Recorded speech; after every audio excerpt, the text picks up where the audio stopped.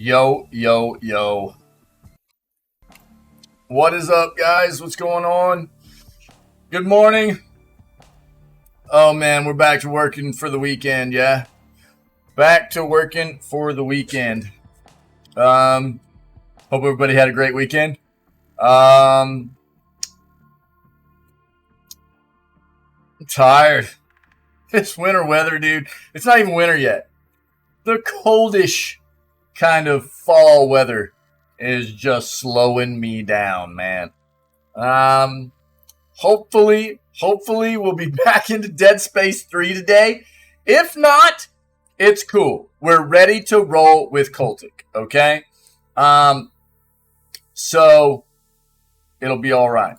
It'll be all right. We'll just have to see how Tinwin's feeling today. If Tinwin's feeling all right, then we will get back in to our Dead Space 3 playthrough. If not, then we will just wish Tinwin well in the recovery from being sick. And everything's going to be all right, dude. Yeah, that's what I'm talking about. And then we'll just press on, man. We'll play Cultics today, and we'll just keep pushing with our Halloween games, man. It'll be good. It'll be good, all right? Syke, what's up, my dude? How are you, buddy? So, yeah, it's good to see you guys. Some Bob Marley. Let's go, dude. I haven't listened to some Bob in a minute. Yeah, I love some Bob, dude. I'm good, man. I'm good, yeah, feeling good. Back's feeling a little bit better. It's not all the way there yet, but I did a lot of resting yesterday, and that helped out. So back's getting back into shape a little bit, which feels good. And ready to rock, dude. Ready to rock as always, man. Have a good day. Have a good day with you guys. Do some news and play some games, baby. That's what I'm about. So that's what we're going to do. We'll see. We'll see. It'll either be Dead Space 3 Day 4 today, or it will be Cultic. Again, shout out to Tinwin either way, because it'll be Tinwin playing either co-op with us on Dead Space, or we'll be playing Cultic, which was a gift from Tinwin. So, big shout out to Tinwin either way on today's gameplay, So, on that note, let's get over here and do what we do. Let's get into this video gaming news segment. Cool. There we go.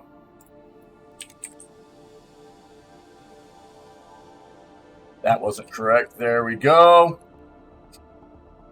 How are you, buddy? How are you guys? How is this Monday going for you right now? That's what I'm talking. That's what I'm talking about. All right, let's go.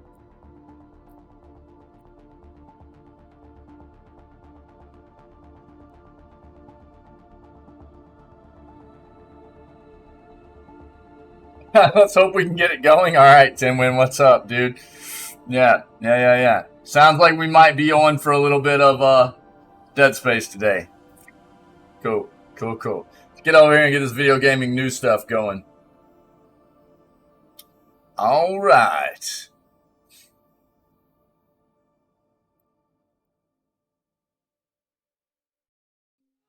Go ahead and kill that music. And that should do it. Yeah, I knew it was going to take us a number of days to get through it. It's okay. I mean, it was just it's been a weird like perfect storm kind of situation with things you've had come up and a day that I had to take off from playing any games, and if you're not able to play, man, I can just play through the rest of it. So if that's the case, then if you've got too much going on, then I can probably just play through the rest of that playthrough solo or whatever. I would prefer to finish it up together, but if that's the case, then I don't want you to feel like you have to do it when you've got a lot of other stuff going on. You know what I mean? So you just let me know. Okay. All right, dude. Cool. I don't want to hinder your life stuff, dude. That's the big thing, But yeah, we'll push and see. Hopefully, I think another few days we should be able to have it taken care of. Yeah. Didn't mean to have that up. Let's go here. Let's go. Let's go. Gaming news. See what we got.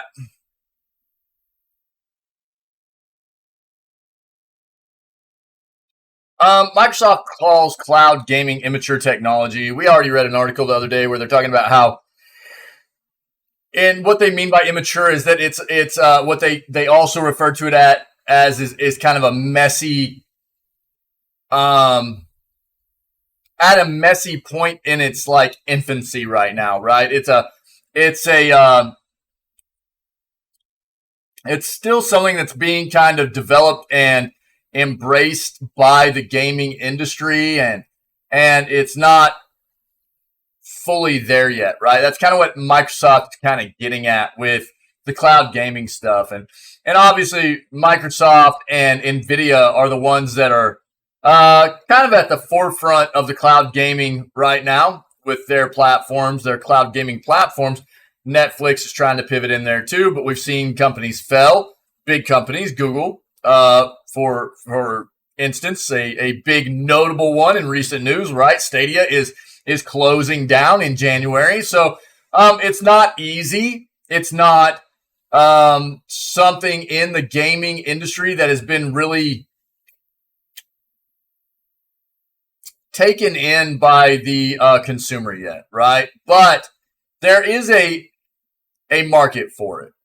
It's just not huge yet, I would say, which is why I think it's hard for other companies to find a real foothold outside of what Microsoft and Nvidia have already done. But we'll see what this article has to say.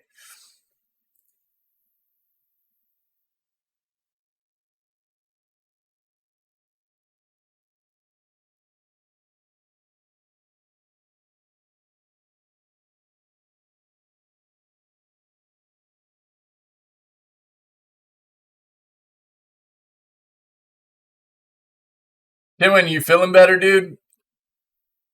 Hopefully better than yesterday anyways, man.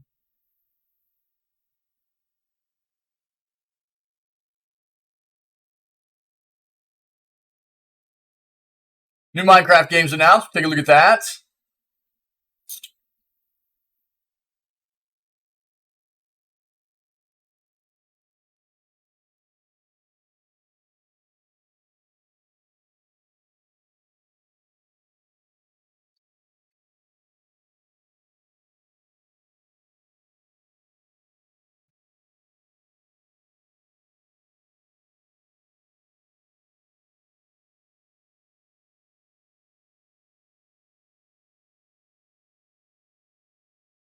Steam set a new record with 30 million users online at once. Huh. RE4 remake link revealed. Take a look at that.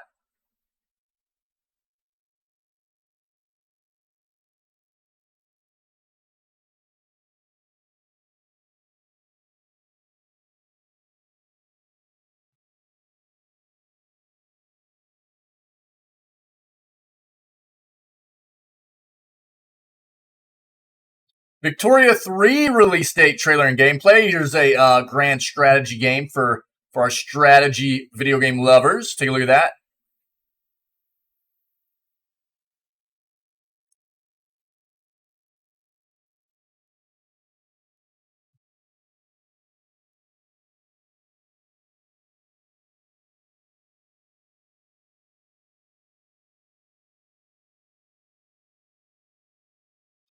New Marvel game tops charts immediately after release. Let's take a look at that as well.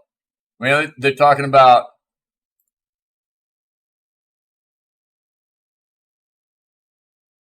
Marvel Snap. That's that new card game from them, right? Yeah, Fallout 3 is available for free on the Epic Game Store right now. Again, there are some new free games on the Epic Game Store right now. Well, crap. Hold on. I'll show you. Let me sign in.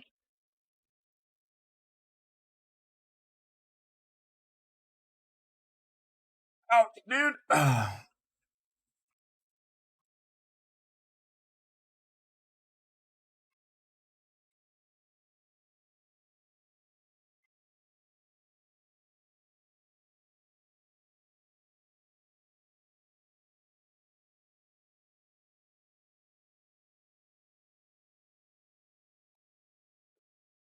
All right, all right. Here you go. Evo Land Legendary Edition and Fallout 3, right? Get your free games. And then we got Saturnalia and Warhammer 40,000 Mechanicus starting next week on the 27th. Or this week on the 27th. Excuse me. On this week. We are in a new week now. On the 27th, all right? They also have a lot of Halloween-esque games on sale right now across many different platforms. So if you're into getting some Halloween type games, those spooky vibes, go take a look. They're all over the place right now. Here's PlayStation's also having an event, it looks like, on their store. Oh, glob. All right.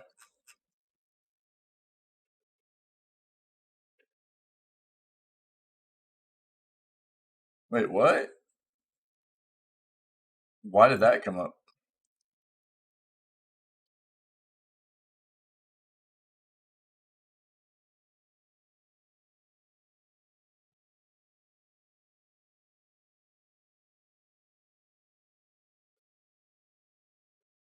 Square Enix filed a trademark for symbiogenesis.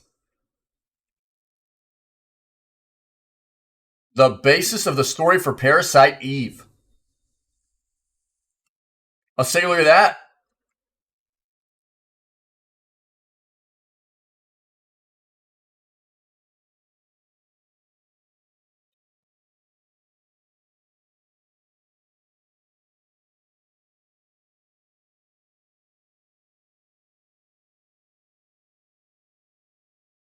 I wonder what's going on with Knights of the Old Republic right now, you know? If you don't recall, Knights of the Old Republic was being developed and then basically got indefinitely delayed.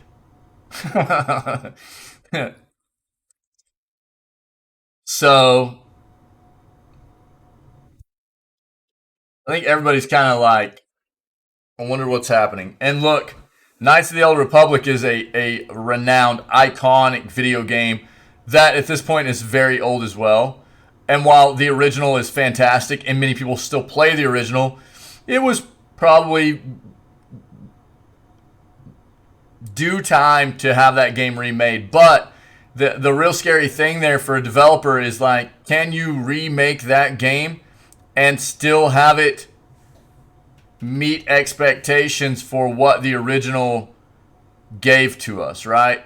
And so I think that's one of the hard obstacles for developers when they're looking at going and taking these older games and remaking them, these iconic titles. Can you do it well enough that you're going to not necessarily outdo the original? That's not what we want. I don't think that's what's expected either. We're not. Nobody in the gaming industry or the fans or anybody are looking for the original to be outdone, right? But you expect something that brings the original back to life in a modern way.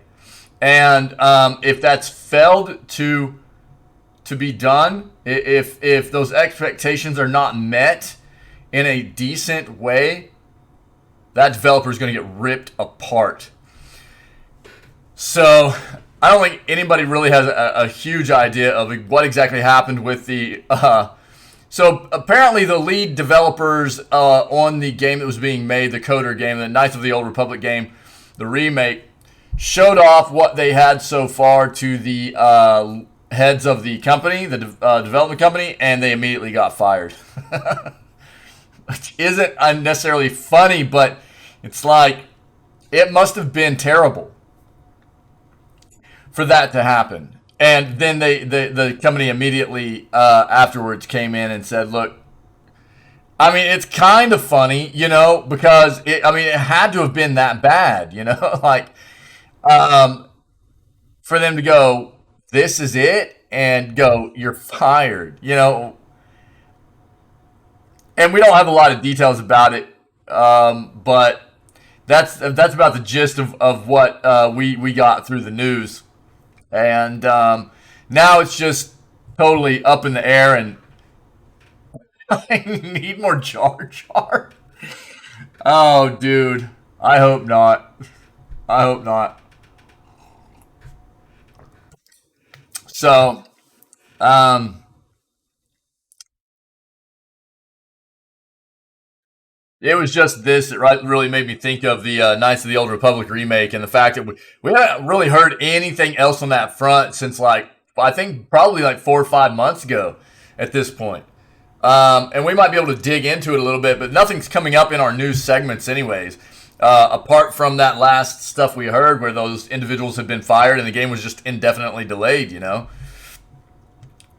of wild.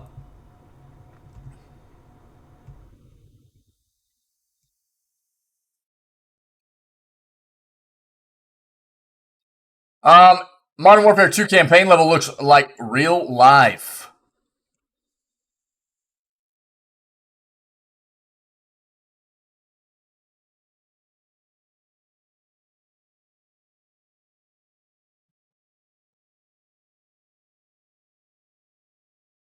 More bugs for Overwatch 2.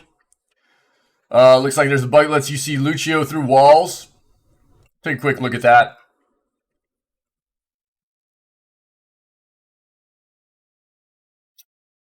All right, we talked about this yesterday. I'm not going to dive back into this because we already touched on this, okay? This is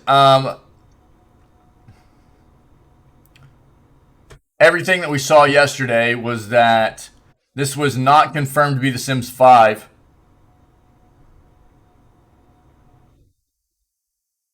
There is a Sims game being referred to as Project Rennie, right?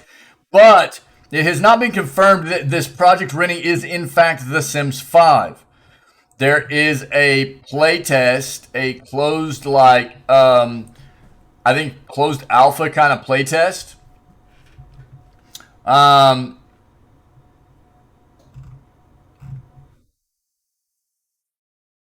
Now, see, this is actually referring to it as The Sims 5, but this is not. This has not been confirmed that this is The Sims 5.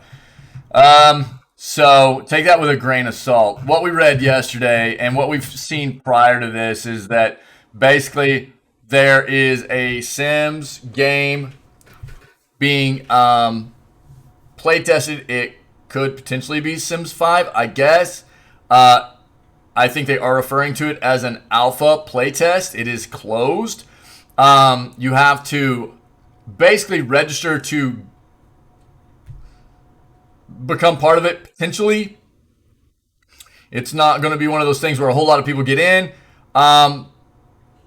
But everything we've seen so far about The Sims 5 leads everybody to believe that Sims 5 is years away.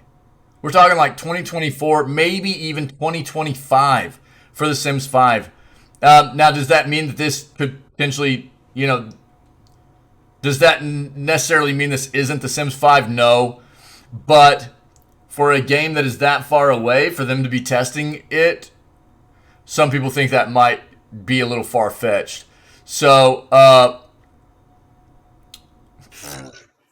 mean, that's not actually all that. I would see it going that way, actually. With everywhere. Well, yeah. I mean, with everything we've seen with what VR does with these like chat lounges and stuff like that, why would The Sims not want to go that way? Give people that potential of, because that's where Sims is going anyways, right? Online environments where you're maintaining your sim in an online universe of other people maintaining their sim. Yeah, dude, yeah. So I can realistically see The Sims headed that way for sure, dude. Yeah, I don't know. So I think the big thing to take away here is that Maxis is starting to playtest a game, Project Rennie. It could possibly be The Sims 5. It might not be as well. So just take that with a grain of salt, right? If you're interested, do some research. You can find ways to. I'll actually even just throw this in chat for you. This might give you some links and everything, but we touched a lot on this yesterday, so I'm not going to go in depth.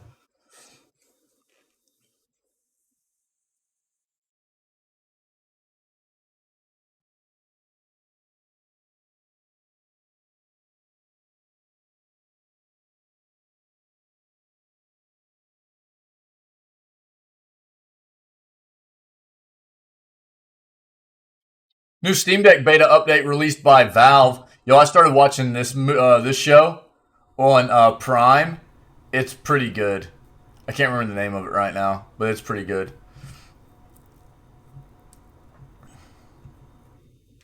Looks like Sonic Frontiers has gone gold as well. We'll take a look at that.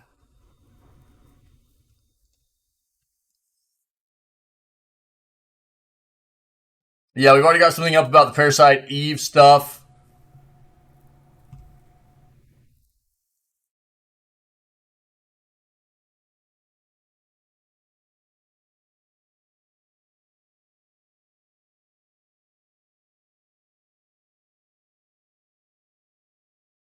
All right, let's see with that. Let's jump into these. We'll go with this.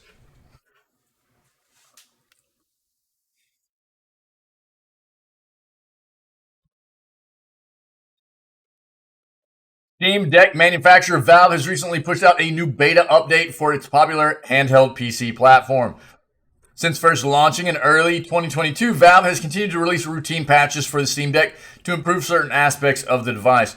While this new update is one that doesn't bring about a vast number of alterations, it does include some tweaks that many owners should be happy about. Available to download right now, the latest update for the Steam Deck includes a couple of notable changes. Perhaps most notably, Valve has now added a feature that allows Steam Deck users to skip the startup animation that is seen when first booting up the platform. While this video was previously unskippable, users can now bypass it by simply pressing the B button.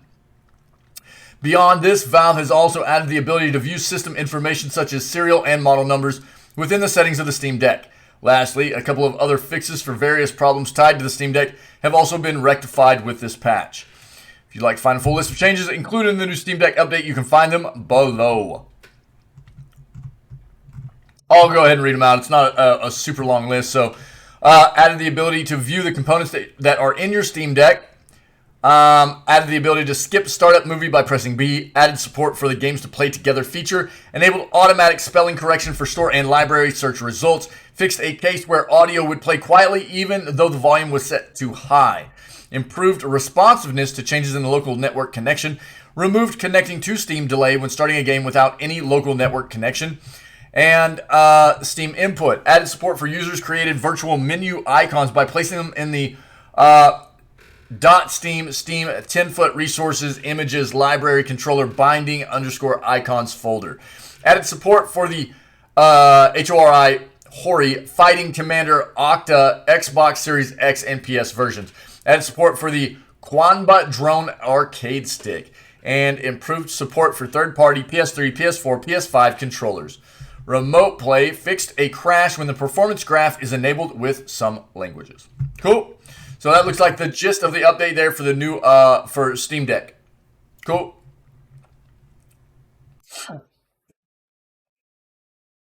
Sonic Frontiers has gone gold. I think there's a lot of skepticism around what this game is really going to give us. A lot of the trailers that have come out showing gameplay, people have not been real enthused about what they've seen. Doesn't mean it'll be bad, but they've got some criticism. They've endured, I would say, a decent amount of criticism regarding what the game has shown people so far, which I think has really killed a lot of the hype around this type of Sonic title coming out. Fans who have been eagerly waiting Sonic the Hedgehog's return to the gaming world after his trips to the big screen don't have long to wait now that the announcement that Sonic Frontiers has gone gold ahead of its multi-platform launch. After a lukewarm reception to the game's debut trailer, interest in the title has been steadily growing as a series of new trailers of gameplay from a Sonic Frontiers leak have caused fans to take a second look at the title.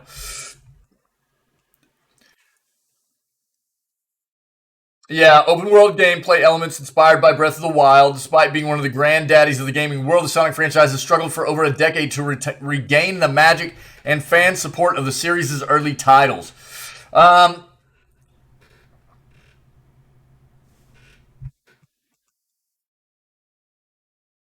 Yeah, so in a post translated by the @SonicJP News Twitter account, Sonic Frontiers director Morio Kishimoto announced that the game has gone gold ahead of its multi-platform launch in November. The translation of Kishimoto's tweet states the hardware mastering is now complete and that 5 years of development has come to an end. The combination of recent gameplay reveals and the inclusion of the fan favorite Super Sonic in Sonic Frontiers has renewed interest in the title in recent weeks, though many fans remain wary after several lackluster entries in the series. Yeah.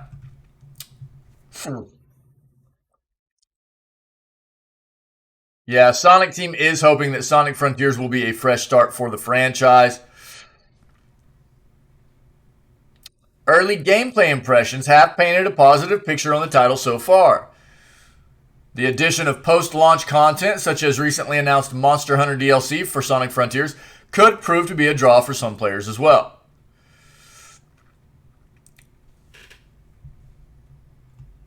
Sonic Frontiers will launch on November 8th for PC, PS4, PS5, Switch, Xbox One, and Xbox Series X and S. All right. So it is gold. That means it would take something significant, absolutely significant, to pull this game back and end up delaying it. So at this point, it looks like November 8th will be the date that Sonic Frontiers drops for any of you that are interested, okay?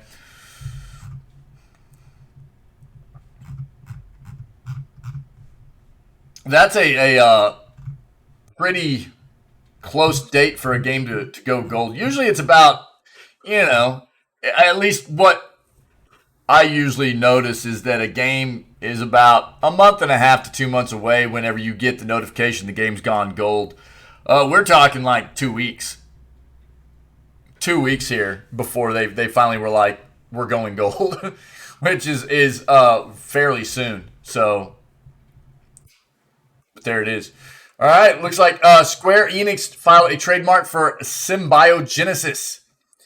Not just Nintendo that filed trademarks. Other video game companies such as Square will also from time to time file some trademarks of their own for similar reasons. For example, you may recall that yesterday it was revealed that they had filed trademarks for Saga Emerald Beyond and Emberstoria. It seems that wasn't all of them. A third trademark was made public today, revealing that Square Enix filed a trademark for Symbiogenesis earlier this month. If you don't know what symbiogenesis is, it's a scientific term used for when two separate organisms merge to form a single new organism. If that description sounds familiar to you, there's a reason for that. It's the basis of the story for Parasite Eve, a video game series that Square develops games for. The most recent game related to Parasite Eve had released in 2010. Yeah, I was going to say it's been a while. So,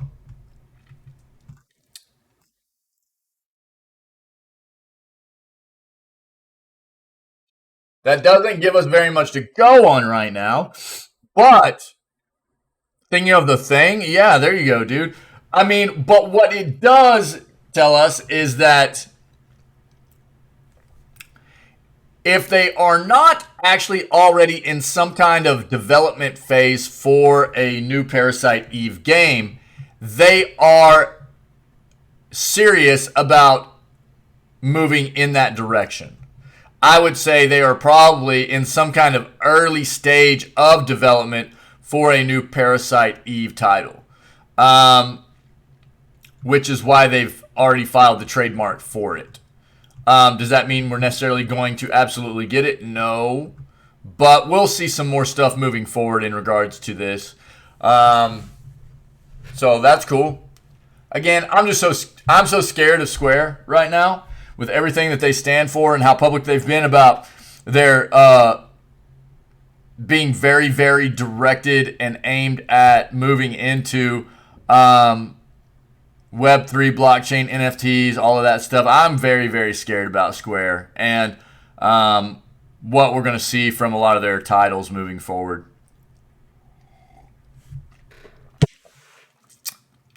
But time will tell. Time will tell. Modern Warfare 2's photorealistic campaign levels leave fans stunned. Call of Duty Modern Warfare 2 is almost here. In fact, it sort of already is. Players who pre-ordered the game got access to the campaign last week. Okay, yeah, I guess that's why I was a little bit confused yesterday. I was talking about, I was like, isn't Modern Warfare 2 already out? And somebody was telling me that it's not out until the 28th, but I thought people already had access to it, and that's what it was. If you pre-ordered the game, you actually do already have access to the campaign, right? And that's where I was a little bit off. It's kind of that fine print, that caveat there that you're not necessarily getting to play multiplayer yet or anything, but if you pre-ordered the game, then you already are getting to test out the campaign, right? So they've been getting well and truly stuck into it. Not all of the title's praise has been directed towards the actual gameplay, though.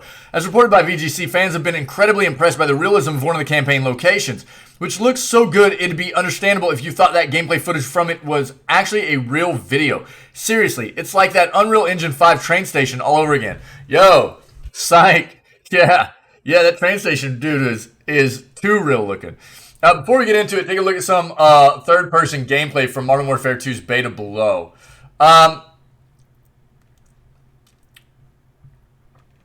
Dude, that train station blew me away.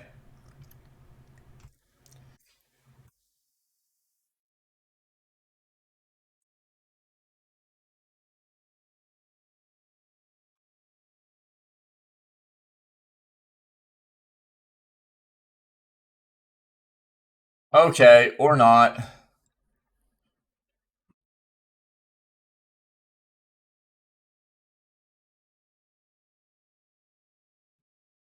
We'll go watch it on YouTube or something. Just give me a second. Um,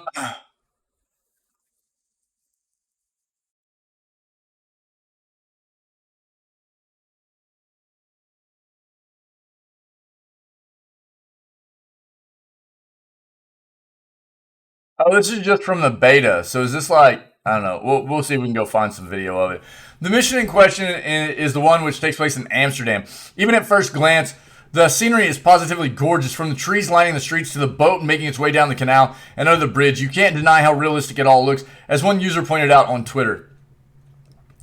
Amsterdam looks incredibly realistic in the new Call of Duty. Almost can't believe this is a video game. However, things get taken to the next level when you compare. Shut up. That same footage directly to a real life recording. Twitter user Court Mazmali went to the trouble of recreating the viral gameplay video on the actual streets of Amsterdam to basically line up perfectly. Take a look below. Pretty scenery aside, a number of players have been hailing Modern Warfare 2's campaign as one of the best, if not the best, in the series' history. Given how many iconic campaigns the series has seen in the past, that's pretty high praise. Yeah, so it's, again, full release. Shout out yesterday. Community informed me that it was the 28th of October where it's full release. But if you pre-ordered, you do have access, right? Yeah, I know. I don't usually do it either, but I was just going to do it real quick, see if we could take a look at the video here, but it didn't even work. So we'll just look it up somewhere else. I very rarely ever do either. yeah, I know, dude. But let me see if I can find this real quick. So we can just get a look at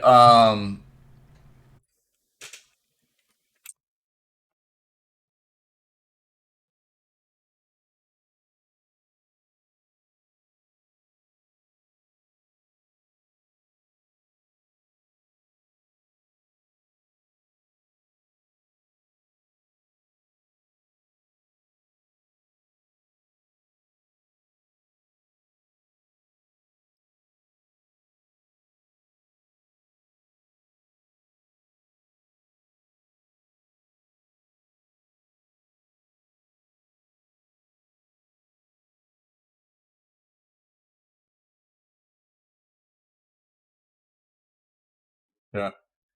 Just try to find this video here real quick.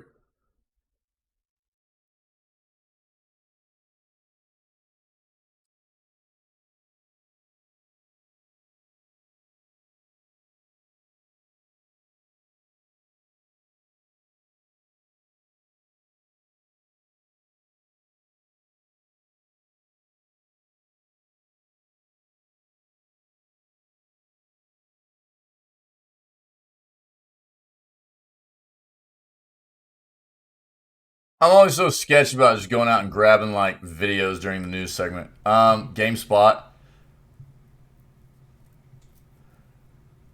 Maybe we'll take a look at this one.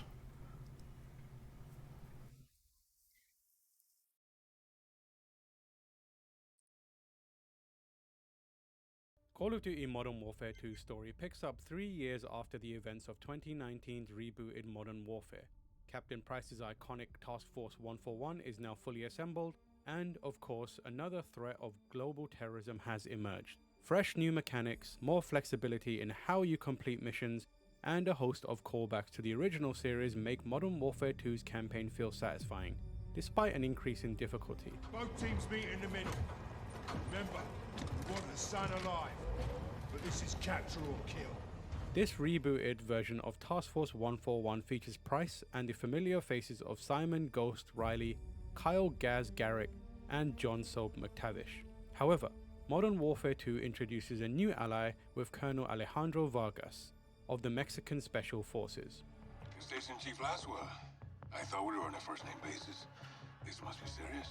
While this is a different story than 2009's Modern Warfare 2, it does reintroduce General Shepard from the original campaign. It does look good, doesn't it? Modern Warfare 2019's Kate Laswell and the PMC group known as Shadow Company all make a return as well. Playing as members of Task Force 141, you are put to the test when a United States airstrike kills Al-Qatala leader General Gorbrani, whose successor Hassan Ziani vows revenge and teams up with an international drug cartel to transport US ballistic missiles. Hassan plans to launch the missiles against United States. Yeah, cinematics look great, dude. Task Force 141 to stop this from happening. The campaign is a globe-trotting affair, sending you to fight in places like Amsterdam, Mexico, Chicago, and even parts of Al-Mazrah, the fictional setting of Warzone 2.0's map. This gives a refreshing variety to the scenery from mission to mission. Modern Warfare 2 offers a bit more personality to the characters you play and fight alongside than in past games, as there are now dialogue options to speak to your fellow soldiers and ask questions. This is totally optional and you can choose to say nothing, but it's nice to have an extra layer of dialogue. I really enjoy the chit-chat between gunfights, and it breathes more life into side characters who could easily fall flat. Farah, a character introduced in Modern Warfare 2019, resurfaces as an ally in violence and timing. But it's a bit disappointing that she doesn't play more of a role in the campaign, especially since she was last seen teamed up with Price for Modern Warfare's post-launch story in Warzone. Those anime eyes, dude. Her eyes are huge, bro. Which indicated that she would be an got addition to these Price. big, gorgeous eyes, dude. Come to pass, sadly. However, Alejandro feels like a good addition to Captain Price's ever-growing team of allies. When he's recruited as Task Force 141's guide through Mexico, you quickly learn he's a man willing to risk everything to protect his fictional city of Las Almas from the corruption of the cartel, thus being the perfect guy to help get the stolen missiles out of the cartel's hands, and is easily a character you start to care about when shit hits the fan. And I'd welcome his return to the franchise in future stories. Without giving anything away, Modern Warfare 2's quest to locate the missiles and stop the terrorists is filled with twists and betrayals just like the original Modern Warfare 2. Infinity Ward does a solid job of balancing the nostalgia of the original series, while also giving a brand new and engaging narrative. Call of Duty Modern Warfare 2 features 17 campaign missions, and these range from large-scale, movie-style action set pieces to dialed-back stealth sessions. It's pretty much everything you'd expect from a Call of Duty campaign. There's really not much added in terms of major innovation here to really wow you, but the missions pack a lot of fun and nostalgia as the campaign features several classic Modern Warfare missions with new twists. The game also provides some missions that feel more open world than we've seen in the past, giving you more opportunities to explore different tactics for a fight. Some stealth missions let you scour the area for the perfect sniper point to line up a collateral kill, while others just give you multiple pathways to decide how you want to attack or sneak past your enemies. This freedom isn't as vast as playing an open world RPG, but the added exploration and opportunities is a welcome change to Call of Duty's usual led-by-the-hand campaign style. For example, the mission Close Air is very similar to Call of Duty Modern Warfare's Death from Above mission, with the player-controlled AC-130 gunship sequence. In Close Air, you play as members of Shadow Company, who are providing air support to the AC-130 for Ghost, Soap, and Alejandro. This was a fan-favorite mission in Modern Warfare, and Close Air provides an experience that's just as satisfying as you destroy whole buildings with the power of the AC-130. I criticized Modern Warfare 2's advanced AI in the multiplayer beta, but the campaign's enemy NPCs proved to be a much greater adversary. Unfortunately, I can't say your AI allies are quite as capable, so expect to do most of the work in taking down enemies. You don't know what an AC-130 is? It's literally this shit flies around with a big cannon out of the side of it. So whenever it's given air support, it flies around on its side in a circle, man. Flies around on its side in a circle, and it just uses this cannon to just, like, destroy the ground with these massive shells, dude. It's gnarly. Satisfying vehicle chase, a brief period of hanging upside down from an aircraft while in a gunfight, and vehicle hijack shenanigans. Part of the fun in violence and timing stems from Modern Warfare 2's new maneuvering mechanic, which gives you the ability to quickly swap seats in vehicles and even stand on the roof of cars to hop over and hijack an enemy's ride. All of these actions let you choose how you want to accomplish the mission. You can opt to stay in one vehicle, assuming it doesn't get demolished during the skirmish, or you can hop from one hijacked vehicle to another as you work your way through the enemy convoy. It's a level of dynamism that injects greater thrills into a sequence that is already a high-octane blockbuster set piece. While the game features mostly the same equipment as previous years, Modern Warfare 2 adds a new crafting layer to the game. Yeah. I think one of the things they were really trying to get at was a lot of the, and that's what I was thinking. I'd probably try to look up another video of maybe like some of the Amsterdam stuff, because that stuff looked incredible. You know, just going through Amsterdam and everything looked absolutely gorgeous. And in its current form, it feels like experimentation for something. I think that's a lot of what the article was getting at, right? Is the realism that you get from some of the real life cities and stuff was pretty amazing. And we got like a real short glimpse of it in this video, and it looked really good. And gameplay looks fine. You can die in just a few bullets. But some of my struggles may also be due to advanced AI in Modern Warfare 2. As in some stealth missions, I found the enemy NPC spotted me easily no matter how stealthily I tried to play. Although I think one of the things to note here is I think this is all being played on like a PS5, which is not like necessarily vision might just be a little too good, to the point where sometimes it felt last gen hardware or anything, but it might look even better on like a PC as well. You know what I mean? So maybe something to take into consideration there. Again, a PS5 is not bad hardware at all, but it's not going to be able to do what a PC is going to be able to do on a game either. A high-end PC. Let me be very specific.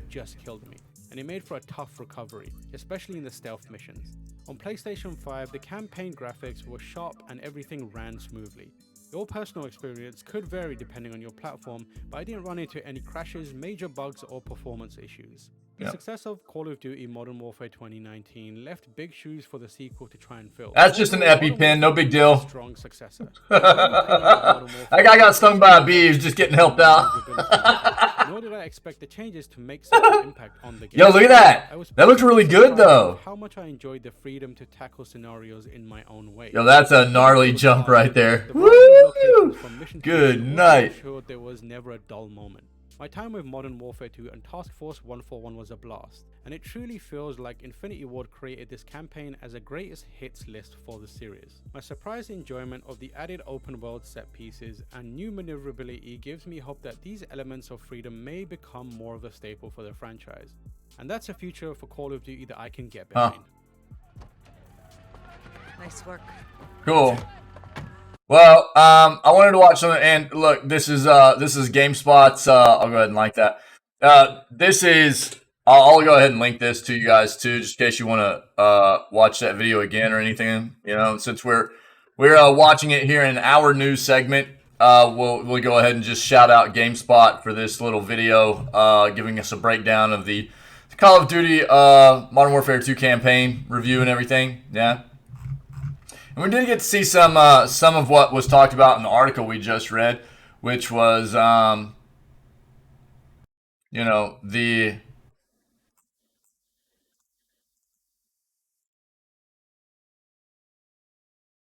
incredible realism that you saw from some of those cityscapes, you know, that you get immersed in there, like Amsterdam, stuff like that. It looked incredible. So, that's where we're getting with these new engines, though, especially, you know, Unreal Engine 5. We've seen a lot of stuff come out of Unreal Engine 5 that looks really real. Like, I don't know. It's like incredibly realistic. To the point of where it's hard to actually discern as to whether or not it's actually somebody just running around with a camera in real life, or if it's something that was completely just developed in Unreal Engine 5. You know, it's kind of scary a little bit. It's a little bit scary. It's really neat, but it's scary at the same time. So, cool. Again, people that pre-ordered Modern Warfare 2 are already kind of all over the campaign. They're not getting to do any of the PvP stuff until the 28th when the game full releases. But they did run betas over the past month, you know, over the weekends and stuff to let people get into the PvP. And we kept up with a little bit of that news. There have been some changes. Some accepted and we're cool with. Some people were not. And we'll see what the game feels like whenever it releases. Just probably not personally, but getting a nice look at some feedback online and maybe people in the community as well.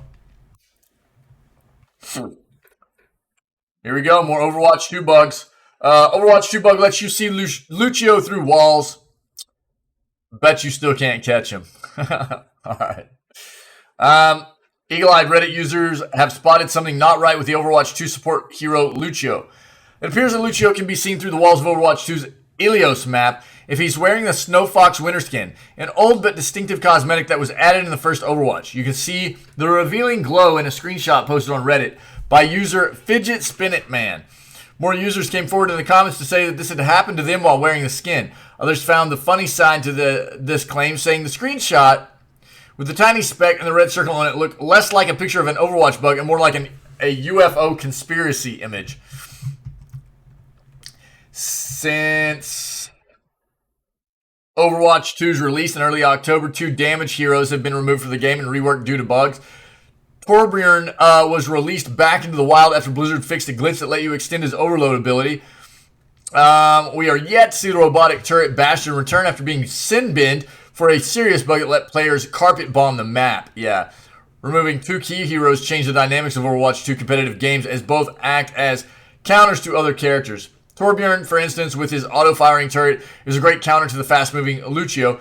So, in his absence, Lucio players have enjoyed Torbjorn and turret-free competitive matches for the last few weeks. It must be nice. Now the tables are turned, and Lucio may be sent off for a holiday to the Blizzard's rework station. Finally, I can feel safe and next to the ledges again without the prospect of being booped off by a Lucio.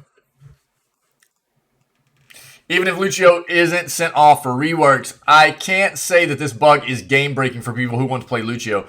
Firstly, you can simply change your skin. This can be done by going to the hero gallery on the game's main page, choosing Lucio, and then selecting another skin at the top. If you're already in a game, you can change your skin after picking Lucio by clicking the skin selector on the top right-hand corner of the screen. With his wall ride ability and speed boost power, Lucio is an incredibly mobile character who can increase his team's movement capabilities. As a support, he can turn the tide of a match if you play his cards right. Even if you can see the support hero coming, it doesn't mean you'll be able to kill him or even know where he will go next. He is far too fast and agile to be pinned down and predicted. All right. Well, more stuff for Blizzard to address there, yeah. Yeah, we'd already seen something kind of similar to this previously where Microsoft was calling cloud gaming kind of a messy technology right now. This is another one calling it immature. Tell that to GeForce Now. There's been a lot of movement on the cloud gaming space in the last few months, including the shuttering of Google Stadia. Yep.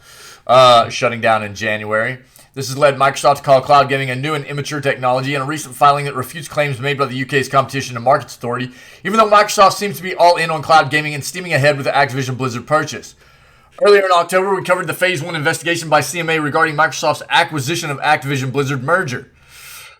With that investigation, there were concerns that Microsoft would take popular games like Call of Duty and make them Xbox exclusives. Besides this, though, there were also concerns that this acquisition would help Microsoft snuff out the competition in the cloud gaming market. Latter point was touched upon once more in the Phase 2 investigation and filings, with Microsoft refuting the CMA's theory that Microsoft has an advantage over cloud competitors and would get a boost from this deal. The response outlines that the CMA believes Microsoft's multi-product ecosystem, consisting of a lead cloud platform and PC operating system, could lead to some competition troubles in the market. However, Microsoft explains that Xbox Cloud Gaming does not use the technologies of Azure or stream games from PC hardware, which might even be a disadvantage. Furthermore, Microsoft alleges that consumer adoption of cloud gaming remains low, and aggressively competing against other cloud competitors would set back the adoption of the technology. The company also alleges that cloud gaming is a new and immature technology, with consumers choosing to download their games and play locally. However, this last point seems slightly disingenuous, as companies like Google Stadia have risen and fallen in the short time cloud gaming has been around. Moreover, companies like Netflix are looking to jump into the game, while Nvidia is holding strong. It seems with GeForce Now, We have also seen rumors about an expansion of Microsoft's cloud accessibility through a dongle codenamed Keystone. Yeah. But what happens there remains to be seen. It might not even just be a dongle. It could be an actual small hardware Xbox box, if you will. We've seen it show up in the back of Phil Spencer's some pictures of Phil Spencer's office, things like that. But Microsoft said it was not a finished product, so we're not sure exactly what it's going to look like yet. Perhaps new and immature is not the right verbiage, but rather robust yet burgeoning would have been more accurate for what we've seen thus far, given that the technology is solid, just not the business model. Yeah. In any event, Microsoft's initial response to the CMA's Phase 2 investigation is rather interesting and worth a read if you have a chance. Certainly gives some unique insights into how Microsoft thinks about the cloud gaming sphere, so let us know what you think of this in the comments below. Yeah, I think that's the big thing is cloud gaming is something that gives people ease of access, right? With the prevalence of, mobile data and 5G and things like that, especially, cloud gaming is going to become more and more popular. And it is still kind of new. It has not been fully, taken in by gamers, as it were. We're still, much more, at least especially in the Western part of the world, we're much more apt to look at gaming in the way we always have of sitting down to a console or sitting down to our PC and playing that way. But the cloud gaming is something that is absolutely viable, and it's going to become more and more ingrained in what gaming is as we move forward.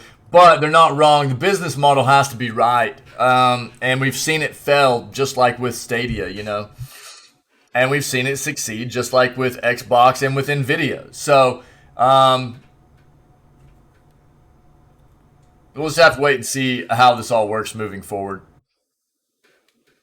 New Minecraft games. Ravensburger will release 2 new Minecraft board games later this year. Earlier this month, Ravensburger announced Minecraft Portal Dash and Minecraft Heroes of the Village, a pair of new Minecraft tabletop games. Okay, so look, I'm not going to read all this. This is all about board games. We're talking video games. If you are into board games, it's right there in chat, okay?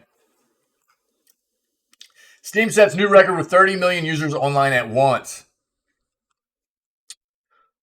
Steam has broken its prior records, and today on Sunday, October 23rd, yesterday, has hit a total of 30,012,957 users online at the same time. This is courtesy of Steam's own charts, though Steam database scores a bit higher at just over 30,032,000. That's roughly the population of Ghana, 48th most populous country in the world. Dude, psych, me too. I need a lot more. I got the yawns, dude. I'm like trying to hold them back. But dude, I've got the yawns. Steam has been rising for a long time, but exponentially since 2020 when COVID lockdown spiked numbers in big waves. Yeah, I'm having a rough morning of it, dude. Like, I was having some really vivid dreams last night of being back into some old careers. But like modern times for me, but being thrust back into some old careers that I was not real psyched about. So I feel like I slept pretty well, but my dreams, dude, had me kind of restless. No, not necessarily like that. Not necessarily like that. No, but really, it was still just stressful stuff. Yeah, stressful stuff. So the whole dream was just centered around being in these careers where I was just like stressed out the whole time, and so I woke up just being like, oh my god, like did I sleep at all? It felt completely restless, after I woke up. Yeah.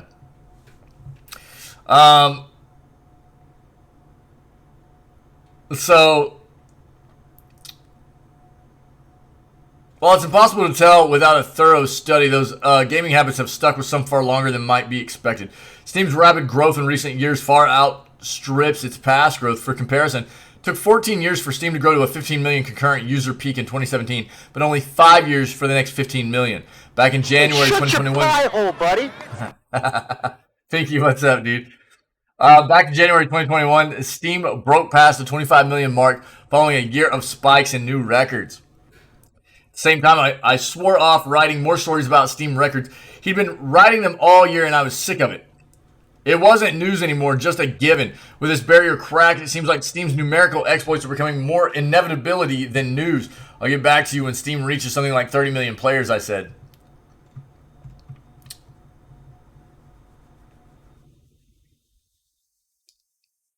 True to my word, here I am. We're at 30 million after another few years of growing highs, all reported by my colleagues, I note. If I sound sanctimonious, that's because I am, and you would be too if you remembered to do that. And well, there you have it. A remarkably new high for a section of our hobby. Yeah, that's a lot, dude. That's a lot. 30 mil concurrent. 30 million concurrent. People on Steam at the same time, man. That's pretty wild. It's pretty wild. RE4 remake link revealed. What's up, Pinky? How you doing, buddy? Capcom has revealed how long it will take players to see through its remake of RE4 when it launches early next year. Compared to some of the original installments, RE4 has always been one of the longer games in the franchise. While it seemed likely that the forthcoming RE4 remake wouldn't make the title any shorter, some fans wondered if Capcom would be lengthening the game by a substantial margin. As it turns out, this shouldn't be the case. Nothing much. Word, brother. In a new conversation with PC Gamer, Yoshiaki Hirabayashi, who is a producer behind the remake of RE4, said the game will be about the same length as the original title. Hirabayashi explained that this decision to keep the game around the same playtime as the original is based on feedback the fans gave Capcom after its remakes of RE2 and RE3. And while there will obviously be some changes in the new version of RE4, clearly these alterations won't make the game that much longer or shorter. According to aggregate data from How Long to Beat, the original RE4 took most players around 15 hours in total to see through. Oh, that's not that long. While this time could vary based on a number of factors, it seems likely the remake of RE4 will be somewhere in the same neighborhood based on Hirabayashi's comments. While the new iteration of the game will come with some updates to the story and gameplay, Capcom seems like it isn't trying to stray too far away from what made the original title so beloved. In case you didn't already have the game's launch date circled on your calendar, RE4 will release next year on March 24th. And it will be releasing on PS5, PS4, Xbox Series X, and PC. I was expecting like more like 25 hours, something like that. 15's not that long. Doesn't seem like. Drinking extra strong ginger tea. Nice, dude. I love real strong ginger, dude. Real ginger too. Yeah. That sounds amazing, dude. Victoria 3 release date, trailer, and gameplay. What will your ideal society be like with Victoria 3? You can build one from the ground up and build a grand tomorrow. Read on to find out more about Victoria 3, its release date, and gameplay. Here is a trailer. Peggy 16. If you could listen to the noise of history, then you would hear by the sounds of the Victorian age that the world changed. I don't grind them down. forever. I just use my beard hair. The roar I of drink the beard hair engines, ginger tea. The bangs from new factories, and the cries in the streets calling out for revolution. In Victoria 3, we simulate this era. 100 years, starting in 1836, and put you in charge of a young society. You took that to a whole different You place. will meet the people back then, high and low, over cultures across the globe. They are the beating heart of your nation and form powerful groups with needs and desires.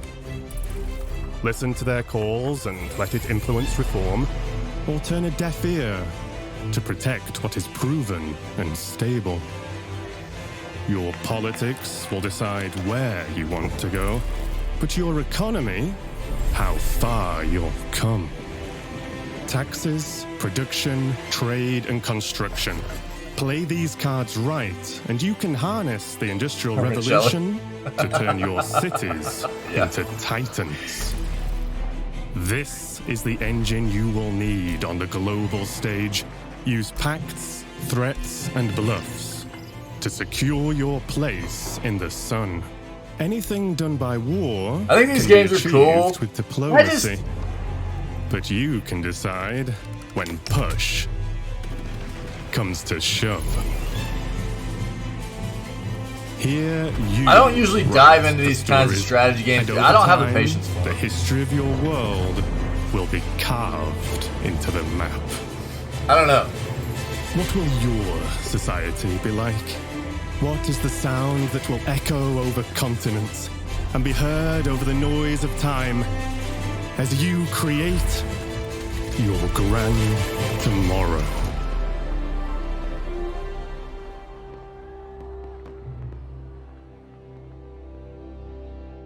Cool.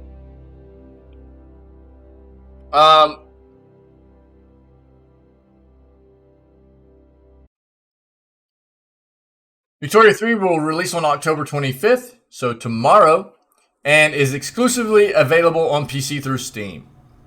Yeah, I don't dislike them. I don't know, man. I like strategy games. For some reason, I just don't gravitate towards them very much. I just feel like, I don't know. I just don't have like there's something about like the patience for working my way through all of it. It's not there. I don't know. Yeah, right on. I know, like, these strategy games, dude, are some people's jam. Like, this is all they want to play, man, and I respect it. I really do. And I've played an amount of strategy games, and I think they're fun. I just lose interest, man, after a while. It doesn't take me very long either, you know. Like, start playing, I just kind of fall out of it, I think. Yeah, Pinky, yeah. Victoria 3 is a grand strategy video game. It's a sequel to the 2010 game Victoria 2. Game spans world history and takes place over a century, starting in 1836 and ending in 1936. Within that time period, players must choose one of over 100 countries control it over the course of the century. The core of your game is focused on politics and demographics, and as such, how you run your country is up to you. Gameplay focuses on appealing population groups who each have different needs and wants. These pops heavily influence politics. As such, what you do in-game affects different aspects of your nation. The choice is yours if you want to appease the masses and give them what they want, or if you want to shun their calls for action in the interest of maintaining the status quo. The economy also plays a major role in influencing how you play the game. Taxes, production, trade, and construction. How you play these cards will affect how far your chosen country will develop. Buildings also play a large role in running your chosen country, both on the political level and on the production level. You will need to make sure that the buildings in your country are filled with qualified populations who can work to produce the resources that both the country and they need. Upgrade these buildings and help turn your cities into economic titans.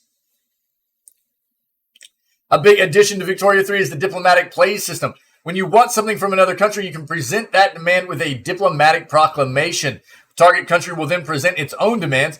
From that point, a timer starts and you enter into a phase where you can either mobilize your country's troops or offer spoils of war to other countries to get their support. The system can end in one of two ways. Either one country will back down and get what they ask for, or the timer runs out and war will be declared. Whether you wish to wield diplomacy or declare war in the interest of progressing your society, think carefully and ensure that your country's economy can sustain the possible conflict. Oh, right on, dude. Nice. Yeah, right on. So that's Victoria 3. Yeah. Releases tomorrow on Steam. All right. This is the last article I have. If you guys have anything to bring up or add. Oh, dude. Woo. Excuse me. Sorry. To the news segment, let me know. We'll address it before we move on to Dead Space 3 Day 4. The anticipation is high. We've been off of Dead Space 3 for about 4 days now. A new video game associated with Marvel has quickly jumped to the top of the download charts after having been available for less than a week. In recent years, Marvel has made a more concentrated effort in the gaming space with titles like Spider-Man, Guardians of the Galaxy, and Avengers. While all of these titles are playable across console and PC platforms, it's mobile devices where Marvel is now finding quite a bit of success. After launching at the beginning of the past week, Marvel Snap has found itself appearing at the top of both the iOS and Android download charts. The new deck-building game that features numerous Marvel characters has been able to quickly find an audience on the two major mobile platforms, which is something that publisher Newverse has been thrilled about.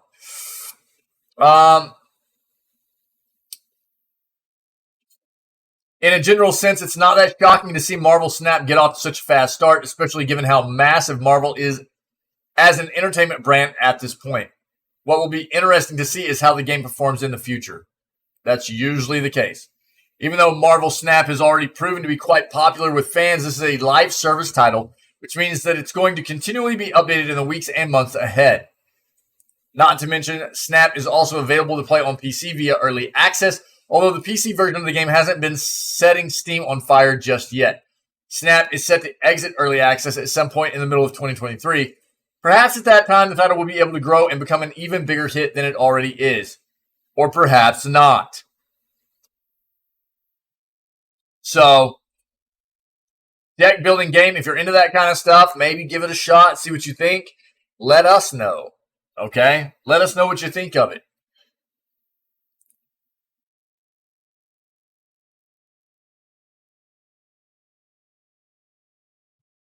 That's what I got. That's what I got. Cool. Thank you guys for another amazing day of video gaming news. We're going to move on to Dead Space 3. Continuation with our buddy 10 win. So, I don't know. We're pushing on like halfway through that game. So, we probably got a few more days of Dead Space. We're still going to play through the, even if we push into November, we'll just push out Scaretober. We had some stuff come up this month that ended up resulting in us not being able to play some games a few days, things like that. So it's fine. what we'll do is we're still going to play Cultic. We're still going to play Outlast. And wait, what?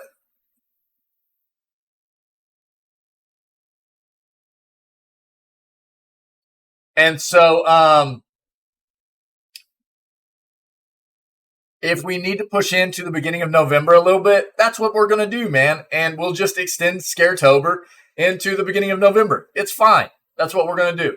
But we'll probably get Dead Space 3 taken care of by, the middle of this week. Then we'll move into the Outlast games. And Cultic will only take us a day as well. So that's the play. Okay. Thanks to everybody that was here today for this new segment in particular. And thank you to everybody that's always part of this community. You guys rock. If you're viewing this content on YouTube and you're enjoying the content within the news segment, see what you can do about coming and hanging out with myself, the rest of this community, when we go live at 6 a.m. CST every single day. We start off all of our streams with video gaming news before we move into whatever video gaming content we have slated for the rest of the day, okay? Other than that, you guys just stay healthy, stay safe, be kind to one another, and we will catch everybody tomorrow for October 25th edition of Video Gaming News and more Dead Space 3, okay?